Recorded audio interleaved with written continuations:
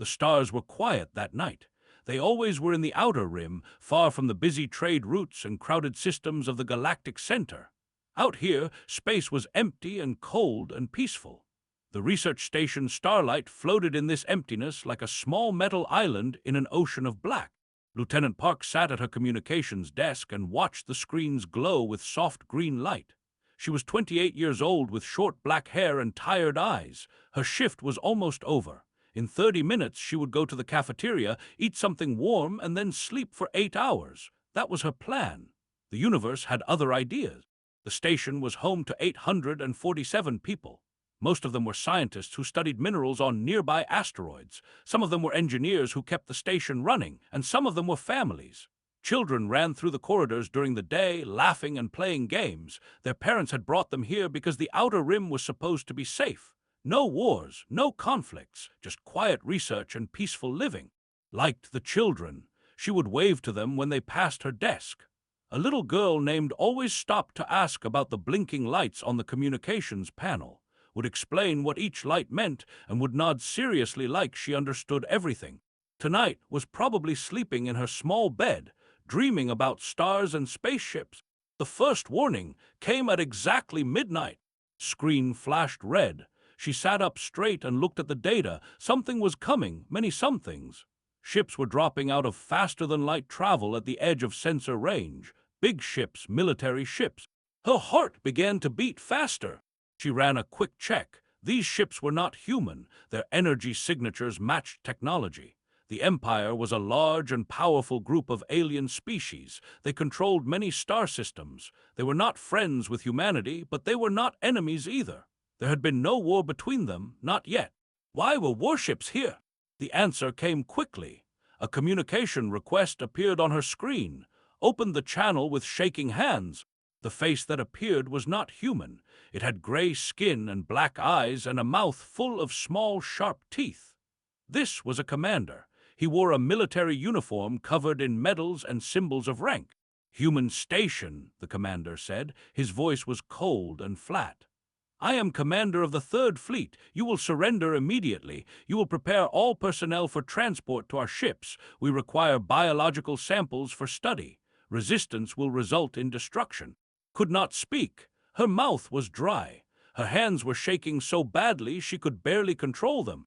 Biological samples. They wanted to take people. They wanted to take the scientists, the engineers, the families, the children. "You have 10 minutes to comply," said. "Do not test our patience." The screen went dark. Sat frozen for 5 seconds. Then something inside her clicked into place. Fear became focus. Panic became purpose. She had a job to do, and she had 90 seconds to do it before the ships got close enough to jam her signals. She opened every communication channel humanity monitored. Emergency frequencies, military frequencies, civilian frequencies. She broadcast on all of them at once.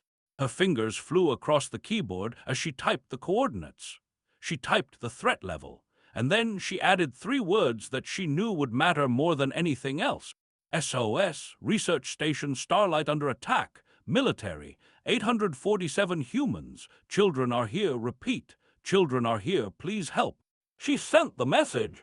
Then she sent it again, and again. The signal flew out into space at the speed of light. It bounced off relay stations and jumped through quantum channels. It crossed star systems in seconds. It spread across human space like ripples in a pond. 12,000 light-years away, on a blue and green planet called Earth. The message arrived at a military base at exactly 3 in the morning. Admiral was 63 years old. His hair was white. His face was lined with age and experience. His eyes were cold and gray like winter storms. He had fought in wars that most people had forgotten. He had seen friends die. He had given orders that sent thousands of soldiers to their deaths. He carried the weight of all those decisions in his bones. When his communicator buzzed, he was already awake. Old soldiers did not sleep well. Too many memories, too many ghosts. He read the message once. His face did not change. He read it again. His jaw tightened. "Children are here." 3 words, 3 simple words, and they changed everything. Picked up his communicator and called his aide, Captain Han. She answered on the second ring. She was young, only 32, but she was sharp and loyal and did not ask unnecessary questions. "Sir," she said. "Wake everyone," said. His voice was quiet. "And I mean everyone. Contact every fleet commander in every system. Tell them to start activation protocols for the reserve ships." There was a pause. "Sir, the reserve ships are listed as decommissioned. The Galactic Council believes they were destroyed or put in museums." "The Galactic Council believes many things. Most of them are wrong." Another pause. "Sir, activating those ships without Council approval could cause a political crisis." "Good, sir." Stood up from his bed. He walked to his window and looked out at the night sky. Somewhere out there, beyond those stars, 847 of his people were waiting for rescue. Children were waiting. "Wake the Ghost Fleet," he said. "All of it, every ship we hid, every weapon we stored, every veteran who swore they would never fight again. Contact them all. Tell them what happened. Tell them children are in danger." "Sir, that is over 2,000 ships. That is more firepower than any species in the galaxy has ever seen in one place." "I know. What should I tell the commanders?" Thought about the little girl who liked blinking lights. He did not know her, but he knew she existed. He knew she was scared. He knew she was waiting for someone to save her. "Tell them the truth," he said. "Someone took our people, someone threatened our children, and we are going to get them back." He ended the call. Then he walked to his closet and took out his old uniform. It was black with silver buttons and the symbol of the United Earth Defense Force on the shoulder. He had not worn it in 5 years. He had hoped he would never wear it again. He put it on anyway, because somewhere in the dark a little girl was afraid. And Admiral had made a promise long ago, when he first put on this uniform, that he would protect the innocent, that he would shield the weak, that he would stand between humanity and anyone who wished them harm. He had not broken that promise yet. He was not going to start now. Across human space, communicators buzzed. Messages arrived. Veterans woke from sleep and read the words on their screens. They read about the station. They read about the ships. They read about the children. And one by one, they got out of bed. They put on uniforms they had stored in closets. They said goodbye to families who understood without being told. They traveled to hidden shipyards and secret bases and underground facilities that officially did not exist. The ships were waiting for them. Big ships, dangerous ships, ships that had been built for one purpose and one purpose only. What? The galaxy was about to remember why humanity had survived for so long, why they had crawled out of the mud and reached for the stars, why every species that had ever threatened them had learned to regret it. The Ghost Fleet was waking up, and nothing in the universe would stop it from reaching that station. The Galactic Council met in a great hall made of white stone and blue crystal. Representatives from 100 different species sat in floating chairs arranged in a circle. In the center, holographic screens displayed information from across the galaxy. Today, those screens showed something that made everyone nervous. Human ships, thousands of them, moving through space toward a single destination. Counselor of the Dominion stood at the central podium. She was tall and thin with silver skin and 4 arms. Her voice was high and worried as she spoke to the assembly. "In the last 12 hours, we have detected massive fleet movements throughout human-controlled space. Our sensors have counted over 2,000 warships. They are all heading toward Sector 7 Gamma, where a human research station is located." The council chamber erupted in noise. Species that normally hated each other were now united in their confusion and fear. Ambassador of the Federation raised one of his 3 hands. He was short and fat with orange scales. "This must be an error. Humans only have 300 military vessels registered with the Council. We have checked their records many times." "Those are their peacetime ships," said. She pressed a button and new data appeared on the screens. "These signatures match vessels from the human unification wars, ships that humans told us were destroyed decades ago, ships that we believed were sitting in museums." "They lied to us." Asked. "They did not correct our assumptions. In human terms, that is not quite the same thing." A cold silence fell over the chamber. Far away from the council hall, the human fleet continued its journey through the darkness of space. Admiral stood on the bridge of the flagship Indomitable. It was a massive ship, nearly 2 kilometers long, bristling with weapons that could crack planets open like eggs. Had commanded this ship during the border conflicts 20 years ago. He had hoped never to command it again. Vice Admiral stood beside him. She was 58 years old with gray-streaked hair pulled back in a tight bun. Her face was hard and her eyes were sharp. She had served with for 30 years. They understood each other without needing to speak. Fleet status? Asked. Checked her data pad. 12 battleship groups have checked in and confirmed ready status. 47 destroyer squadrons are in formation. The carrier Eternal Vigilance reports all fighter wings loaded and prepared. What about the older ships? Allowed herself a small smile.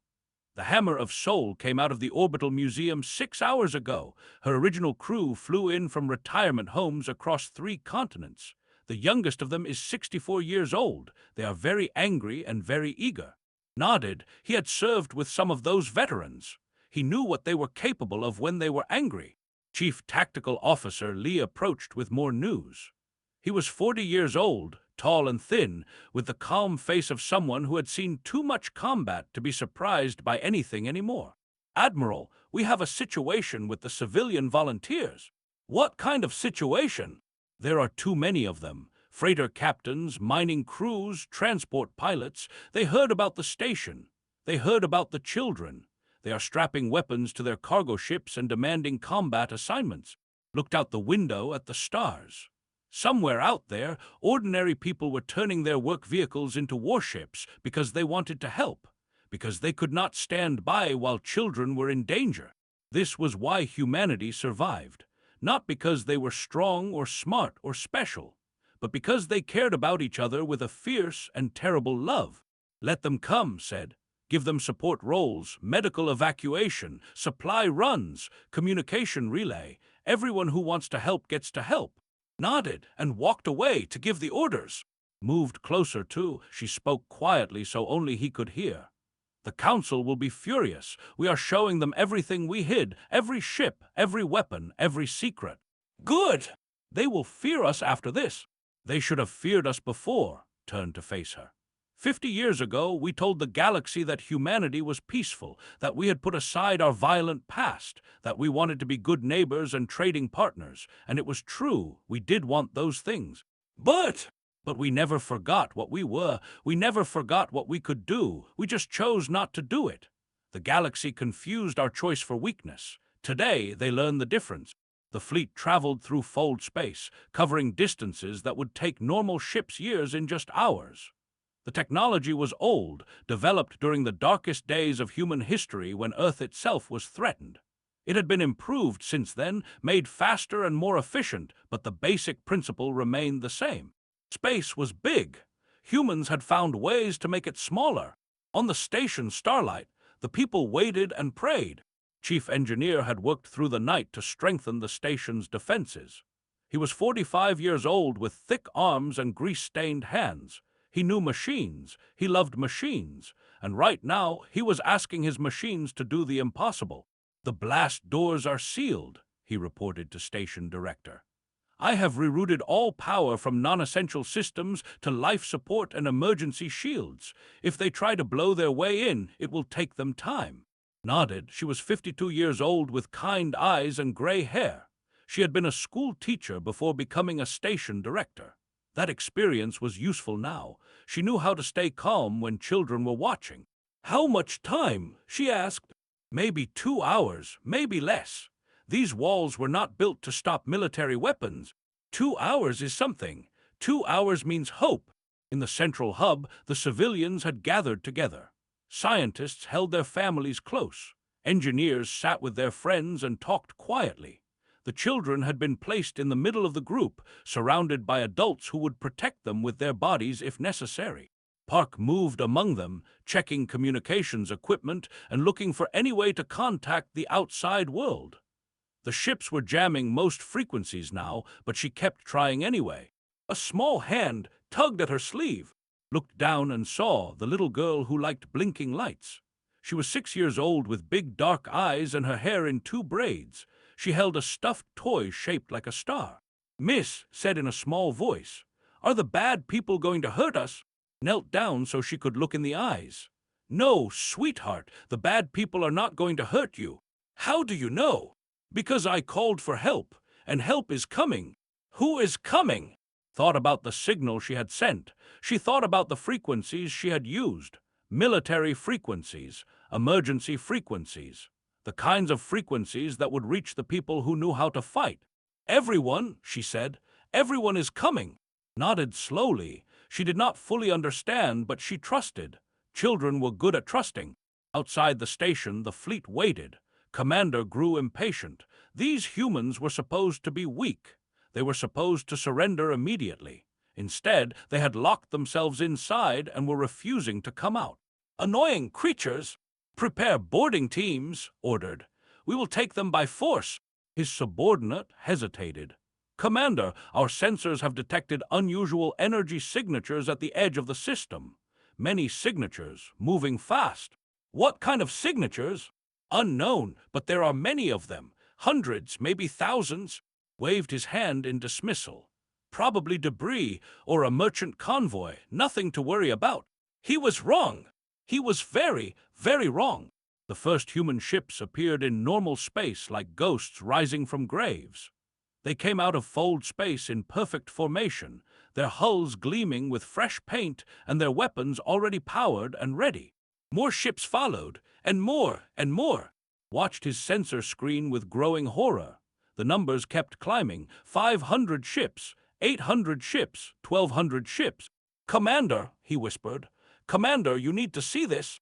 Looked at the screen. His black eyes went wide. His mouth fell open.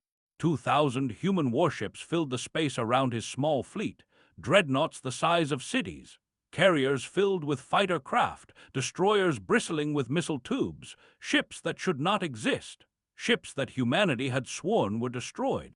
The ghost fleet had arrived, and it was hungry for war. Commander had been in the military for 40 years. He had fought in 16 battles. He had won medals and honors and the respect of his soldiers. He had never been afraid in combat. He was afraid now. The human ships surrounded his fleet like wolves surrounding sheep. They did not attack immediately. They just waited there, silent and patient, their weapons pointed at his vessels. Could feel their eyes on him through the cold metal and glass of his bridge. "How many?" he asked. His voice was barely a whisper. Subordinate checked the sensors 3 times before answering. His hands were shaking.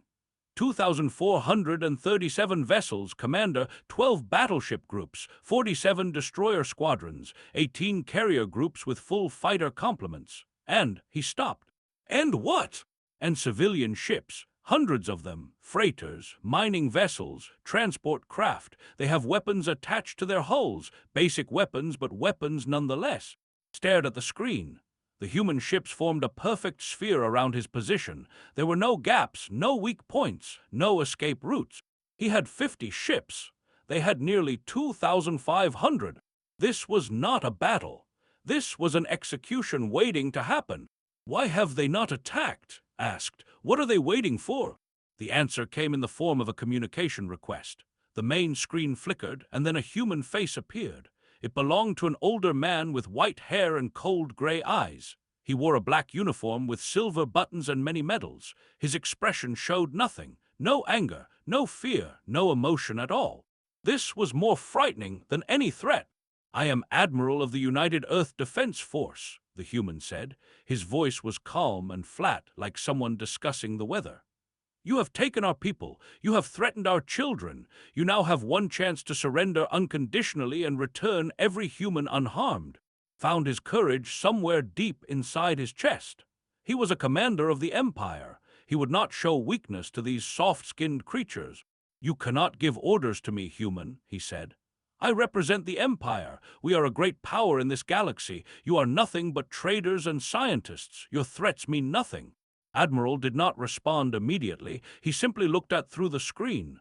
Those gray eyes seemed to see everything, every weakness, every fear, every secret thought. "I want to tell you something," finally said. "Something that might help you understand your situation." "I understand my situation perfectly. I have hostages. You cannot attack without risking their lives. Therefore, you must negotiate." No, that is not what I want you to understand. Leaned slightly forward, his voice dropped lower. I want you to understand what humans are. You are weak creatures. No claws, no armor, no venom, you die easily. Yes, we do die easily. We have always died easily.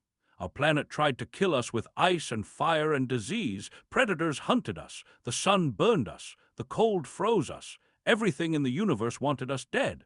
Then, how are you still here? Because we refused to die. His voice was quiet but sharp like a knife.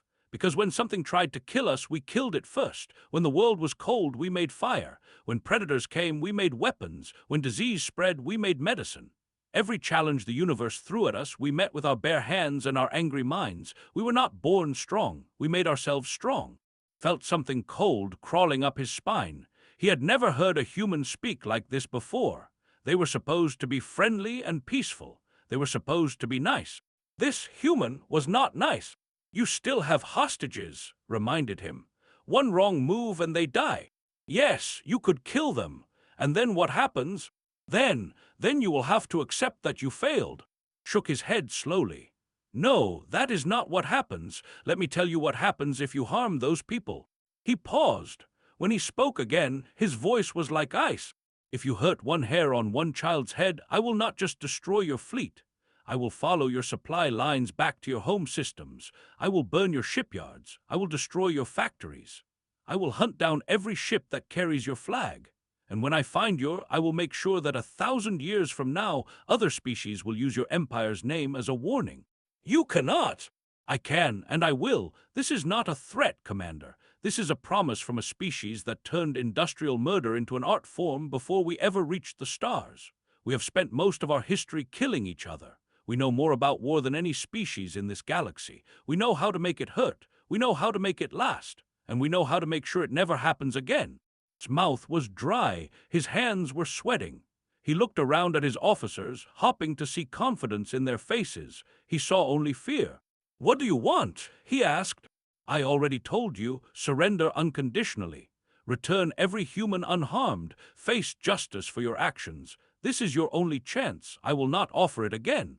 On the station Starlight, the people had gathered around the emergency screens to watch the confrontation. They could not hear the actual conversation, but they could see the ships. So many ships. The darkness of space was filled with human vessels, their lights blinking like a field of angry stars. Park held his hand. The little girl was watching the screens with wide eyes. Are those our ships? Asked. Yes, sweetheart, those are our ships. There are so many. Yes, there are.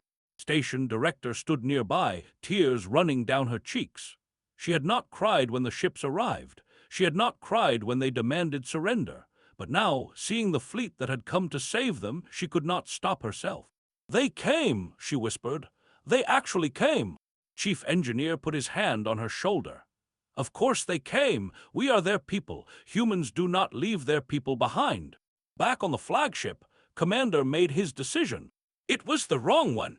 All ships attack formation, he ordered. Destroy the human flagship. If we kill their leader, they will fall into chaos. His officers hesitated. Commander, we are outnumbered 40-1. They are humans. They are weak. Attack. The ships began to move, their weapons charging with deadly energy. They turned toward the Indomitable, ready to fire everything they had at the human flagship. On the Indomitable's bridge, Lee watched the enemy movement with calm eyes. Admiral, they are attacking. Admiral nodded slowly. He had hoped would be smart enough to surrender. He had given the alien commander every chance to survive, but some people could not be saved from their own foolishness. Signal all ships, said. Weapons free. Protect the station. Take prisoners if possible, but protect the station above all else. And the enemy flagship looked at the screen where ship was leading the charge. Brave, stupid, dead. Leave him to me. Vice Admiral took her position at the tactical console. She had done this many times before. Her hands moved across the controls with practiced ease. All batteries, target the enemy flagship, she ordered. Fire on my command. The ships fired first. Energy beams lanced through space toward the human fleet. Some of them hit, scoring marks on shields and armor, but the human ships barely moved. They absorbed the attacks like mountains absorbing rain. Then the humans fired back. The darkness lit up with weapons fire. Missiles streaked through the void. Energy cannons roared. Kinetic rounds tore through hulls like paper. His flagship lasted 4 seconds. The bridge exploded around him. The last thing he saw was fire consuming everything he had built. The last thing he thought was a single, terrible word. Mistake! Then there was nothing. The rest of the fleet tried to run. Some tried to surrender. Some tried to fight. It did not matter. The human ships moved with perfect coordination, cutting off escape routes and capturing fleeing vessels. The battle had begun, and humanity was just getting started. The Battle of Starlight Station lasted 11 minutes. Later, military historians from 100 different species would study those 11 minutes. They would write books about them. They would teach classes about them. They would show recordings to young officers and ask them to count the mistakes they made. But the biggest mistake was simple. They had forgotten what humans were. They had looked at the friendly traders and peaceful scientists and thought they understood. They had seen humans smile and shake hands and make deals, and they had decided that this was all humans could do. They were wrong. The first wave of human destroyers hit the formation like a hammer hitting glass. These were small ships, fast and deadly, designed to break apart enemy formations and create chaos. They moved in groups of 3, covering each other and striking weak points in the line. Captain Minu commanded the destroyer Dawn Strike. He was 35 years old with a scar on his left cheek from an accident years ago. His crew was young and eager, fresh from training but ready for real combat. "Target that cruiser," Minu ordered, pointing at a ship trying to turn toward the station. "Full missile spread. Do not let it get closer to our people." The Dawn Strike fired 16 missiles in 2 seconds. 14 of them hit. The cruiser's shields collapsed and the ship began to drift, smoke pouring from holes in its hull. Target destroyed. Looking for next enemy. All across the battlefield, similar scenes played out. Human destroyers darted between larger ships, their weapons never stopping, their movements never slowing. They worked together like parts of a single machine, each ship knowing exactly where the others would be. Vice Admiral commanded the left side of the battle from the carrier Eternal Vigilance. Her fighter squadrons filled the space around the fleet, blocking escape routes and destroying weapons before they could fire. "Squadron 7, I need you to cover those transports," she said into her communicator. "Squadron 12, give me suppression fire on that destroyer group. I want them blind and deaf before our battleships hit them." "Understood, Admiral." The fighters obeyed instantly. They were young pilots, most of them under 30, but they flew like veterans. They had trained for years for this moment. They had practiced these movements 1,000 times in simulations. Now it was real. Now it mattered. On the right side of the battle, Commodore Song led the assault wing. He was 52 years old with gray hair and a face that rarely smiled. He had lost his family in the border conflicts years ago, his wife, his daughter, both killed when raiders attacked their colony. He had sworn that day that no other human would die because help came too late. "All assault ships focus fire on the enemy rear guard," he ordered. "They are trying to run. Do not let them." His ships obeyed. Heavy cruisers and battleships turned their weapons on the fleeing vessels. Some were destroyed. Others had their engines disabled and were left drifting, waiting to be captured. One cruiser broke free from the battle and turned toward the station. Its captain had decided to use the hostages as shields. If he could reach the station and threaten the civilians, maybe the humans would stop fighting. "Saw it immediately." "That cruiser is heading for the station," he said. His voice was cold and hard. "Intercept it, now." 3 human destroyers changed course. They moved faster than should have been possible, their engines burning hot as they raced to cut off the enemy ship. "Sir, we may not catch them in time," one of his officers reported. "Then ram them if you have to. That ship does not reach our people."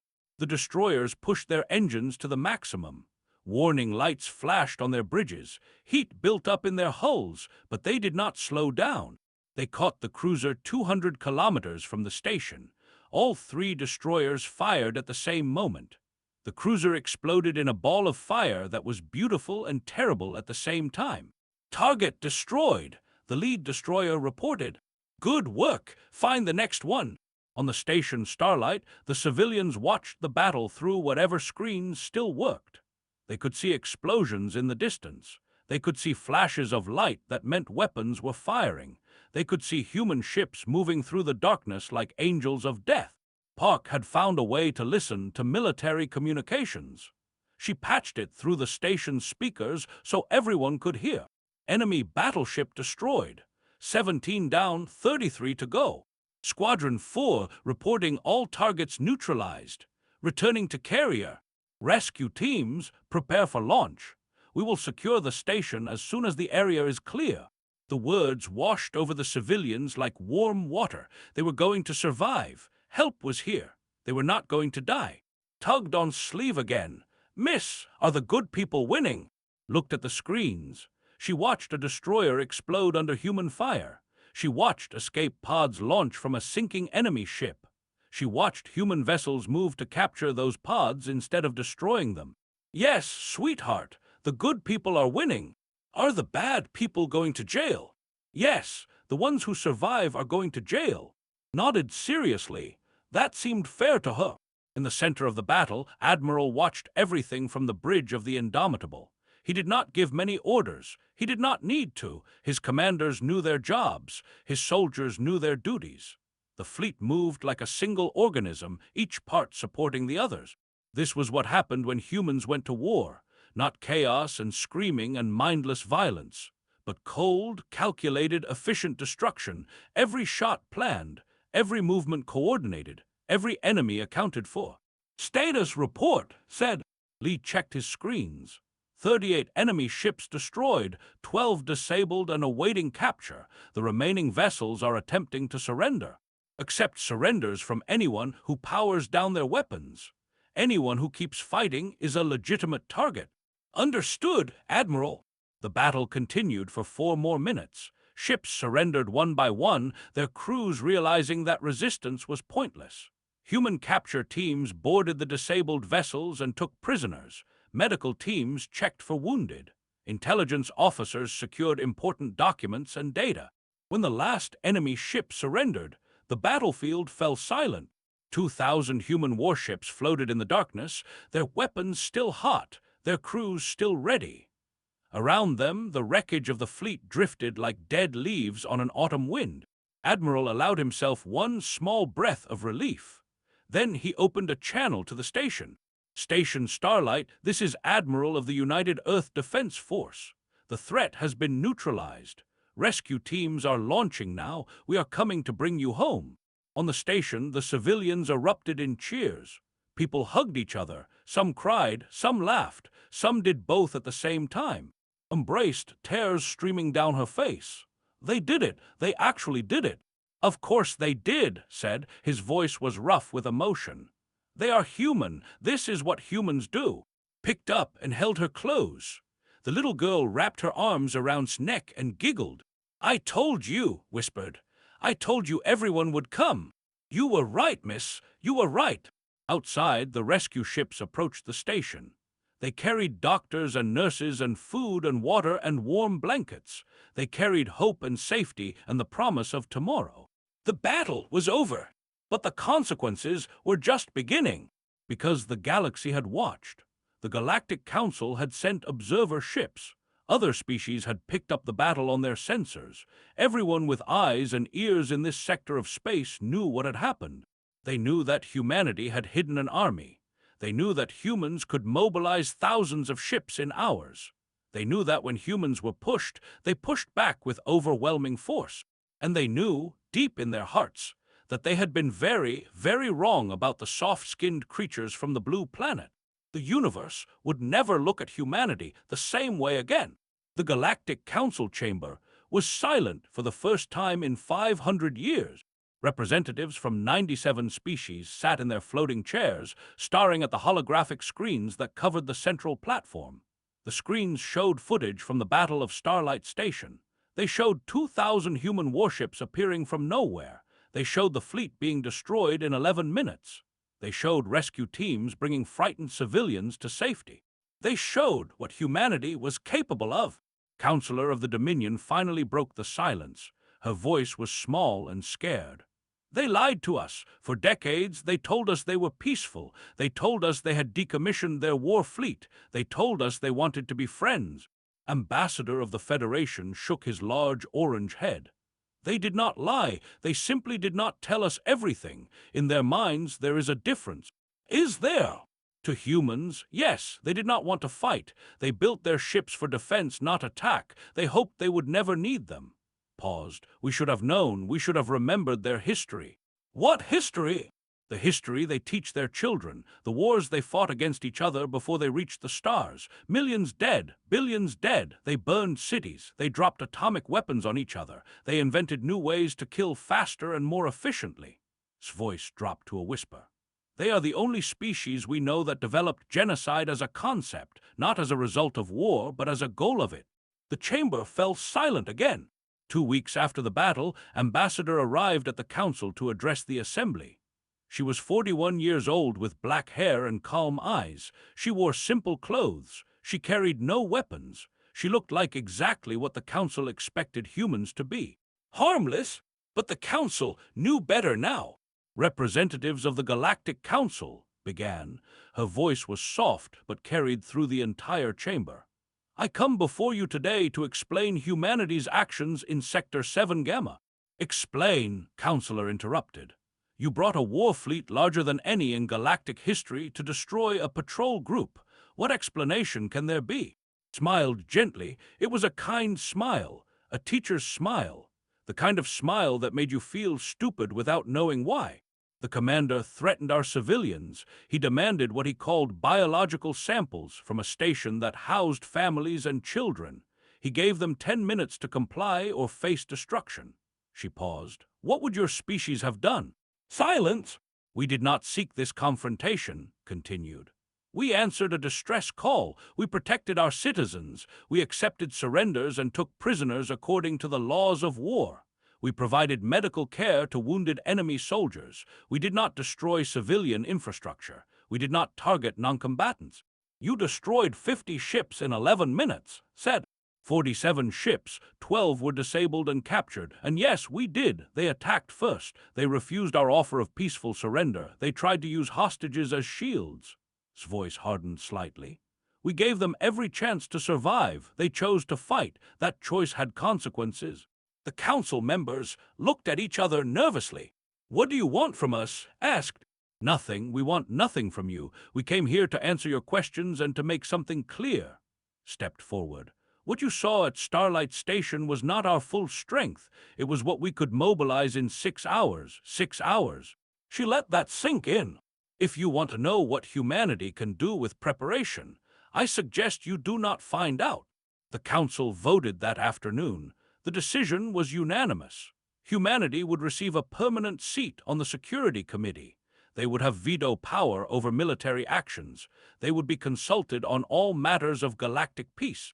Not because the council liked humans, not because they trusted them, but because they were terrified of them. On Earth, Admiral retired from active duty. He was 64 years old now and tired. His bones ached. His memories kept him awake at night. He had seen too much death to want any more of it. He accepted a teaching position at the Naval Academy in Seoul. Young officers filled his classroom, eager to learn from the man who had led the Ghost Fleet. Sir, one student asked during his first lecture, what is the most important lesson you learned in your career? Thought about the question for a long moment. He thought about the battles he had fought, the friends he had lost, the enemies he had destroyed. We fight because we must, he finally said. Not because we want to. War is terrible. It destroys everything it touches. Young people die, families are broken, civilizations fall. There is no glory in it, only necessity. But sir, what about the Ghost Fleet? What about Starlight Station? Wasn't that glorious? No, his voice was firm. It was necessary. Those people needed rescue. We rescued them. If they had surrendered, no one would have died that day. They chose to fight. We chose to finish it. He looked at his students with old, tired eyes. The day we want to fight is the day we lose ourselves. Remember that. Vice Admiral took place as fleet commander. She continued the tradition of the Ghost Fleet. The ships returned to their hidden bases. The crews went back to their normal lives. The weapons were powered down and stored. But they were ready. They would always be ready. Lieutenant Park received a promotion to commander. She transferred to a research division that worked on faster communication systems. Her goal was simple. Next time, she told her team, I want help to arrive in minutes, not days. Next time, nobody waits alone in the dark. She worked 18-hour days for the next 3 years. Her team developed new quantum communication arrays that could send signals across entire star systems in seconds. These arrays were installed on every human station and colony. No human would ever be truly alone again. The children of Starlight Station grew up with a story to tell. They were the ones who had been rescued. They were the ones who had watched from behind blast doors as the greatest war fleet in galactic history came to save them. The little girl who liked blinking lights grew up to become an engineer like her hero. She designed communication systems for deep space stations. She made sure every station had emergency frequencies that could reach home. On her office wall, she kept a picture from the day of the rescue. It showed a young woman in a communications uniform holding a scared little girl while rescue ships flew past the window. Underneath the picture were 3 words: everyone came. Across the galaxy, other species whispered warnings to their young. Never harm a human child. Never corner a human. Never make them desperate. Because humans have forgotten more about war than we have ever learned. And they remember everything. The Empire paid reparations for the attack. They signed treaties promising to never threaten human citizens again. They rebuilt their fleet with the understanding that if they ever pointed weapons at humanity again, there would be no second chance. The galaxy settled into an uneasy peace. Humans continued to trade and explore and build. They smiled and shook hands and made deals, just like before. But now everyone knew the truth. Behind the smiles was steel. Behind the handshakes was history. Behind the peaceful merchants were warriors who had conquered their own world 100 times over. Humanity had shown the galaxy what it could do, what it would do, what it had always been capable of doing. And the galaxy remembered. In his retirement home on Earth, Admiral sometimes sat on his balcony and looked up at the stars. He thought about Starlight Station. He thought about the children he had saved. He thought about the enemies he had destroyed. He did not regret his choices. He could not afford to regret them. Regret was a luxury for people who had not held power over life and death. But sometimes, in the quiet moments between sunset and darkness, he allowed himself to hope. He hoped that humanity would never need the ghost fleet again. He hoped that future generations would know peace instead of war. He hoped that somewhere out there, among all those distant stars, species were learning that the universe was big enough for everyone. He hoped, and in his old soldier's heart, a part of him knew that hope was the most human thing of all. Not the weapons, not the ships, not the terrible efficiency of their war machine, but the hope that someday they would not need any of it. That was what made humanity special. That was what made them worth saving. That was what the galaxy had finally learned to understand.